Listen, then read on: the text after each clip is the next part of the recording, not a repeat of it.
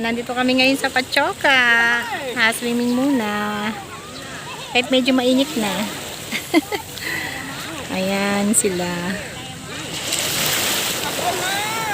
Ayan, mainit na oh. Diba? Maganda din mag-swimming. Malinaw ang tubig. Malawak ang parkingan. Yan, malinaw ang tubig oh, napakalinaw. Hindi masyadong maalon ngayon. O, diba? Ayan, sina Kuya, Ate Karel, Chloe, tsaka Zoe. Mag-swim ka na, Zoe. Ay, Chloe pala. Swim na.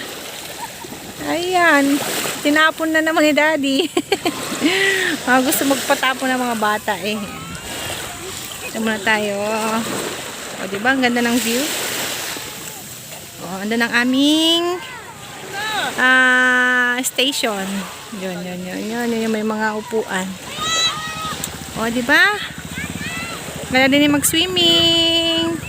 Swimming.